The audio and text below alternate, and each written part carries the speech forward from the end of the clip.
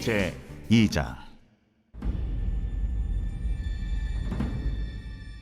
여호와께서 모세와 아론에게 말씀하여 이르시되, 이스라엘 자손은 각각 자기의 진영의 군기와 자기의 조상의 가문의 기호 곁에 진을 치되 회막을 향하여 사방으로 치라.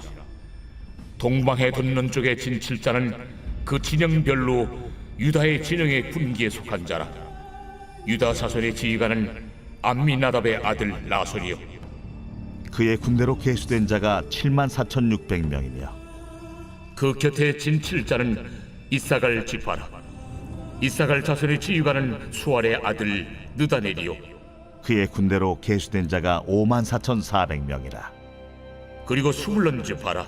스불론 자손의 지휘관은 헬론의 아들 엘리압이요, 그의 군대로 계수된 자가 57,400명이니 유다 진영에 속한 군대로 계수된 군인의 총기는 186,400명이라.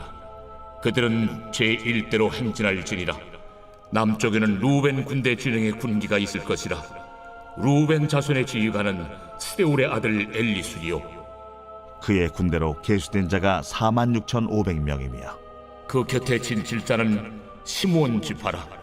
시므온 자손의 지휘관은 수리사대의 아들 술루미엘이요, 그의 군대로 계수된 자가 59,300명이며 또 갓 지파라. 갓 자손의 지휘관은 루엘의 아들 엘리아삽이요, 그의 군대로 계수된 자가 45,650명이니 루벤 진영에 속하여 계수된 군인의 총기는 151,450명이라. 그들은 제2대로 행진할지니라. 그 다음에 회막이 레위인의 진영과 함께 모든 진영의 중앙에 있어 행진하되, 그들의 진친 순서대로 각 사람은 자기 위치에서 자기들의 길을 따라 앞으로 행진할지니라. 오늘 생명의 산 본문 말씀인 민수기 2장의 말씀 중에서 대략 절반에 해당하는 17절까지의 말씀을 함께 읽었습니다. 여호와께서 모세와 아론에게 말씀하여 이르시되 라는 표현으로 시작되는 민수기 2장의 말씀은 이스라엘 백성들이 광야에 머무는 동안 진영을 갖추고 이동하는 내용과 관련이 있습니다. 하나님께서는 모세를 통해 이스라엘 백성들을 애굽으로부터 불러내셨습니다. 그리고 어떤 이야기가 이어지고 있나요? 오늘 말씀에서 확인할 수 있듯이 하나님께서는 이스라엘 백성들이 이동하고 머무는 모든 과정을 세심하게 살펴주십니다. 성막을 기준으로 동쪽과 남쪽, 또 서쪽과 북쪽에 위치할 지파들과 또 안전하고 효과적으로 이동할 수 있는 조직을 정비해 주시는 내용이 오늘 본문 말씀인데요. 말씀을 읽어보면 이스라엘 각 진영은 하나님의 뜻을 받들어 먼저 깃발을 제작해서 맨 앞에 두었습니다. 그리고 오늘 본문 말씀에는 이스라엘 각 지파와 진영들이 숫자를 파악하고 누가 앞장서서 나가야 하는지, 그리고 그 뒤에는 또 어떤 지파가 따라야 하는지, 각 지파와 진영이 나아갈 방향에 대해 말씀은 상세하게 기록하고 있습니다. 이와 같이 각 지파 또는 진영이 어떻게 배치되어 있고 또 얼마나 되는 인원이 배치가 되고 있는지가 기록되어 있는 말씀이 오늘 본문 말씀인데요. 이 말씀을 읽으면서 반복하여 등장하는 특별한 표현 하나를 발견할 수 있는데요. 바로 군대라는 표현입니다. 민수기 2장에는 한국말 성경을 기준으로 16번의 군대라는 표현이 등장합니다. 특별히 말씀을 보면 각 지파의 군대로 계수된 자가 얼마인지가 기록되어 있습니다.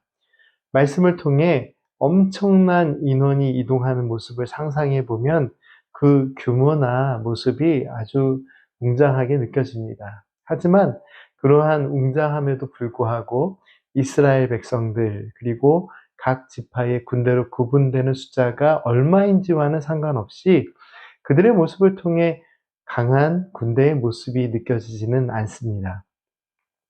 말씀이 기록하고 있는 이스라엘 백성들의 모습이나 또 군대의 모습을 생각해 보면 애굽의 군대들처럼 강한 군대의 위용이나 힘이 느껴지지 않습니다. 그 이유는 애굽의 군대를 생각해 보면 말과 강력한 병기로 무장한 강한 군대의 모습이 먼저 떠오릅니다. 그런데 지금 이스라엘 백성들은 각 지파 또는 진영을 상징하는 깃발을 제작해 들고 이동하며 또 어떻게 이동한다 등의 설명 외에 이 말씀 속에서 강한 군대를 상징할 만한 내용이 보이지 않습니다. 오늘 말씀을 깊이 묵상하고 그 의미를 살펴보면서 특별하게 느껴지는 것은 각 지파를 상징하는 고유의 깃발 정도입니다. 어떻게 보면 그것이 이 군대가 가지고 있는 전부라고 할 수 있습니다. 물론 지파별로 많은 인원이 있었지만 강한 군대를 만드는 칼과 창과 방패와 병기와 말이나 마차들이 보이지 않습니다. 그리고 생각해 보면 애굽을 벗어나 광야에 있는 백성들에게 강한 군대 요소를 이룰 만한 도구들을 찾거나 만드는 것이 현실적으로 불가능하기도 했습니다. 이스라엘 백성들은 하나님께서 말씀하시는 대로 각 진영을 상징하는 깃발을 들고 하나님께서 가르쳐 주시는 방향으로 이동하였습니다. 이미 말씀드린 대로 이스라엘 백성들은 강한 군대의 모습이나 위용을 갖추고 있지는 못했습니다. 하지만 이 말씀을 깊이 묵상하면서 우리가 놓치지 말아야 할 부분이 있습니다. 이스라엘의 모든 진영의 중심에는 하나님의 임재를 상징하는 회막, 성막이 있었습니다. 그리고 그들은 하나님의 뜻을 받들어 깃발을 들었습니다. 각 지파 또는 진영이 어떤 모양의 깃발을 만들었는지는 알 수 없지만 말씀에 기록되어 있는 대로 그 깃발은 자기 조상의 가문을 표현하는 깃발이었습니다. 하지만 이 깃발이 어떤 의미를 가지고 있었을까를 생각해 보면 단순히 자신의 가문이나 조상을 드러내기 위한, 강조하기 위한 도구가 아니라고 생각됩니다.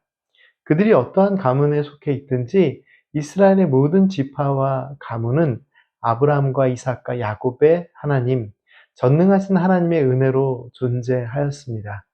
오랜 애굽에서의 종살이와 타향살이로 인해서 잊혀진 하나님의 은혜를 다시 돌아보고 그 은혜 안에 하나님의 뜻을 따라 깃발을 들었음을 우리는 말씀을 묵상하면서 깨달을 수 있습니다.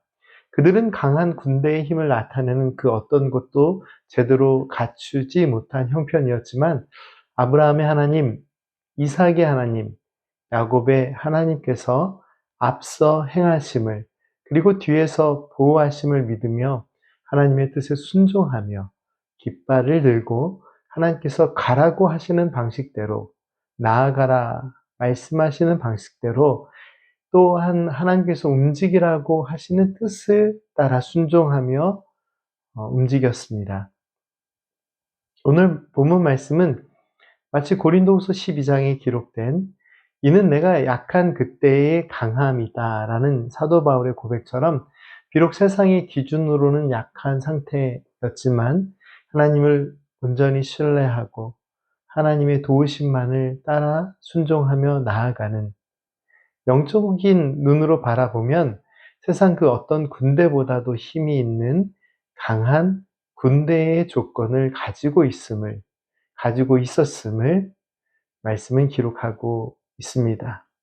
하나님께서 앞서 행하시고 하나님께서 지켜주시는 가장 강력한 힘을 가진 군대의 모습이었습니다. 사랑하는 성도 여러분, 고난과 환난과 역경과 어려움의 시간 속에서 때로는 우리가 할 수 있는 것이 그저 하나님의 뜻에 순종하며 깃발을 드는 것 단 하나뿐일지라도 그것이 하나님께서 원하시고 가르쳐 주신 방식이며 또한 하나님을 향한 온전한 순종과 신뢰를 담은 간절한 기도와 간구의 행동이라면 그것만으로도 충분하다는 은혜의 사실을 민수기 2장 말씀은 선포하고 있습니다. 함께 기도드리겠습니다. 사랑과 구원의 하나님, 하나님의 구원의 은혜로 살아가는 저희들이 믿음의 삶을 살아가면서 다른 곳에 한눈 팔지 않고 언제나 하나님의 말씀에 귀를 기울이고 하나님께서 원하시는 삶의 방법과 방향에 순종하며 하나님의 뜻에 합당한 승리를 누리게 하옵소서. 예수님의 이름으로 기도드립니다. 아멘.